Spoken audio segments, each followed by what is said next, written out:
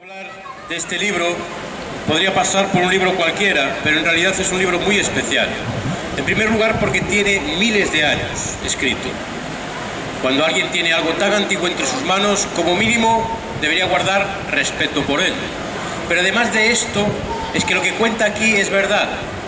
Y lo demuestran pues, los últimos descubrimientos arqueológicos, pero incluso lo demuestran nuestros descubrimientos científicos, cosas que nosotros consideramos que la ciencia ha conseguido detallar cosas que se tenían por cosas no válidas y que ahora la ciencia demuestra que esto es así. Sabéis, muchas de estas cosas que la ciencia hoy revela como nuevo ya estaban escritos en este libro. ¿Sabíais que en el año 1970 se descubre que en el fondo del mar hay fuentes, que del fondo del mar emana agua, que el agua que hay en el mar no solo viene de los ríos y de la lluvia, sino que hay fuentes debajo del mar? Esto ya aparece aquí recogido, igual que las montañas en el mar, que no se descubrieron hasta principios del siglo XIX, y sin embargo miles de años antes, en el libro de Job o en el libro de Jonás, ya teníamos esta información. Es muy importante que tengamos una perspectiva abierta. Quizás lo que hagamos hoy aquí pueda parecer de locos, pero también está escrito en este libro. Al hombre natural todas estas cosas le parecerán locura, lo dijo Pablo en la carta a los Corintios. Este libro es un libro muy especial porque además cambia vidas. Os voy a dar el testimonio aquí de una persona, se llama Augusto Curry. Quizás puede ser que lo conozcáis porque es un psicólogo de renombre, conocido en todo el mundo, que ha escrito más de 30 libros y ha vendido más de 30 millones de ejemplares. Un señor que es ateo y que intenta investigar todo, justificar todo aquello que hay en nuestra mente. Y se le ocurrió la idea de hacer un plano mental, hacer un mapa mental de un hombre, de un personaje llamado Jesús. Y la única información que él podía recaudar para hacer este estudio estaba aquí dentro. ¿Sabéis lo que sucedió? Que cuando acabó de hacer este estudio, este señor, Augusto Curry, ateo, se postró a los pies de Jesús y se convirtió. Lo cual quiere decir que este libro cambia vidas. Mi vida también ha sido cambiada por este libro. Por eso os quiero leer apenas unas frases que aquí aparecen. Son unas frases para que tengáis en cuenta cómo de especial es este libro cuando lo traes a tu vida. Entonces os voy a leer aquí en el Evangelio de Lucas. Todo aquel que tenga su espada me acompañe. Evangelio de Lucas, en el capítulo 24, en el versículo 13, dice así: He aquí dos de ellos iban el mismo día, se refiere al día en el que Jesús resucitó. Iban el mismo día a una aldea llamada Emaús, que estaba a 70 estadios de Jerusalén, aproximadamente unos 12-15 kilómetros. E iban hablando entre sí todas aquellas personas de lo que había acontecido. Sucedió que mientras ellos hablaban y discutían entre sí, Jesús mismo se acercó y caminaba con ellos. Mas los ojos de ellos estaban velados para que no le conociesen. Y les dijo: ¿Qué pláticas son esas que tenéis vosotros mientras camináis? ¿Y por qué estáis tristes? Respondiendo uno de ellos, que se llamaba Cleofás, le dijo: ¿Eres tú el único forastero de Jerusalén que no ha sabido las cosas que en ella han acontecido estos días? Entonces él les dijo: ¿Qué cosas? Y ellos dijeron: de Jesús Nazareno, que fue varón profeta, poderoso en obra y en palabra delante de Dios y de todo el pueblo. Y como lo entregaron los principales sacerdotes y nuestros gobernantes a sentencia de muerte y le crucificaron. Pero nosotros esperábamos que Él era el que iba a redimir a Israel. Y ahora, además de todo esto, hoy ya es el tercer día que esto ha acontecido. Y aunque también asombradas unas mujeres, entre otros, se fueron al día siguiente al sepulcro. Y como no hallaron su cuerpo, vinieron diciendo que también habían visto visión de ángeles, quienes le dijeron: Él vive. Y cuando algunos de los nuestros fueron al sepulcro, lo hallaron así como las mujeres habían dicho, pero a él no lo vieron.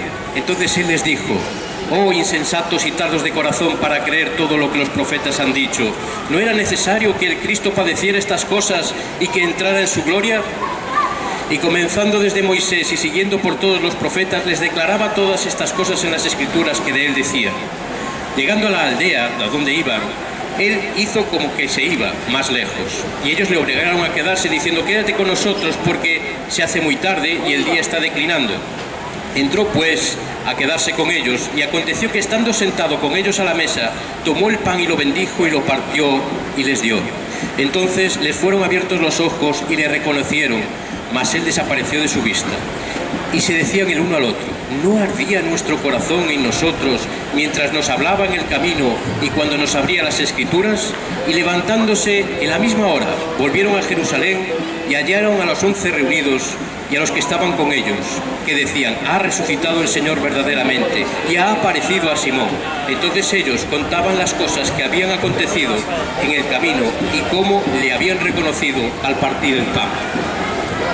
Este relato cuenta cómo dos viajeros salen de Jerusalén después de todas estas cosas que habían sucedido con nuestro Señor Jesucristo.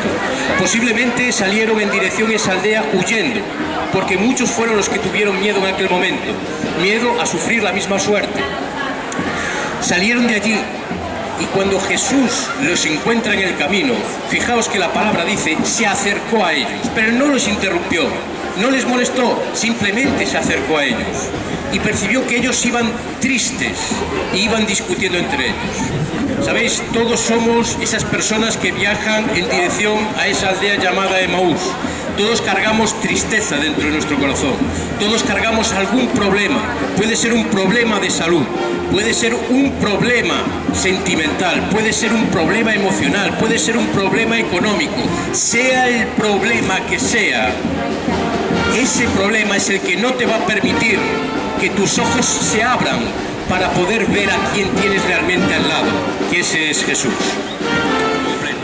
Como os decía, yo fui una persona que tuvo mucho éxito en el ámbito empresarial aquí en Pontevedra no hace mucho tiempo. Y sabéis, todo aquello no me llenaba y buscaba más y buscaba más y busqué en los lugares donde no tenía que buscar, y la consecuencia es que ese éxito todo se convirtió en una derrota absoluta. Por eso, no llenéis vuestro corazón de cosas que realmente no van a saciar la felicidad que necesitáis. Estas personas que viajaban a Emaús estaban ciegos, no conseguían reconocer a Jesús y eran seguidores de él. Estaban ciegos porque esa tristeza les cegaba.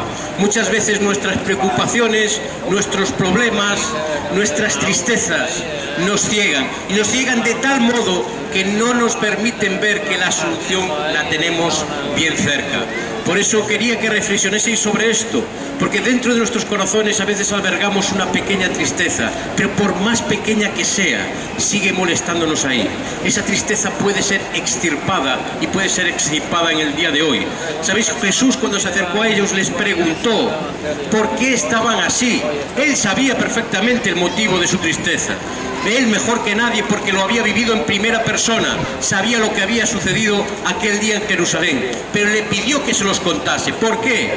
Porque quería que de sus propias bocas saliesen aquellas tristezas. Por eso Jesús te pide que de tu propia boca le digas qué es aquello que tú necesitas cambiar, qué es aquello que te está doliendo, qué es aquello que te está entristeciendo. Jesús te dice, dímelo, porque yo con las Escrituras te daré la solución. Con las Escrituras le mostró a todas estas personas, a estas dos personas que viajaban a Emaús, como aquellas cosas eran necesario que aconteciesen para que él entrase en su gloria.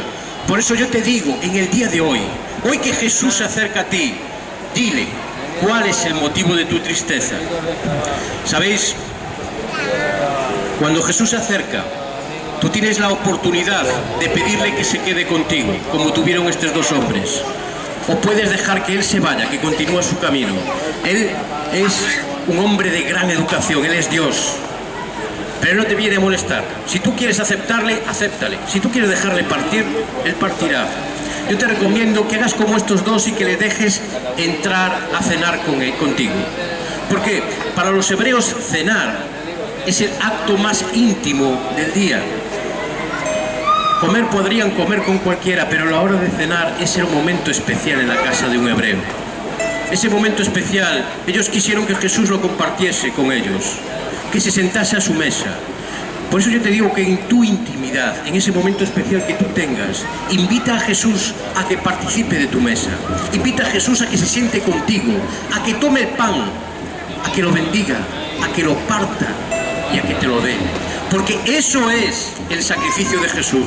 Eso es lo que te da salvación a ti y a mí. Te da salvación para una vida eterna, pero te da salvación para una vida en este mundo. Porque sabéis, estas personas cuando se les abrió los ojos, estas personas cuando admitieron a Jesús en su mesa, estas personas cuando vieron que aquella persona que les acompañaba era Jesús y sus ojos se abrieron, se llenó su corazón, reconocieron aquello que habían estado sintiendo durante todo el camino, pues su corazón estaba ardiendo dentro de ellos. En ese momento sus vidas cambió. Sus vidas cambió, ¿por qué? Porque salieron de Jerusalén con temor y se fueron a Emaús, pero lo que hicieron, según dice nuestra palabra, según dice la palabra de Dios, lo que hicieron fue levantarse inmediatamente y volver a Jerusalén. Aquel temor se convirtió en valentía, aquellas síntomas de dolor se convirtieron en alegría, aquella tristeza desapareció por completo porque habían visto al Maestro, habían visto al Rabí, habían visto a Jesús resucitado, porque Jesús no está en una cruz, Jesús vive, Jesús se acerca hoy a ti y te dice: ¿quieres que cene contigo? Muchas gracias.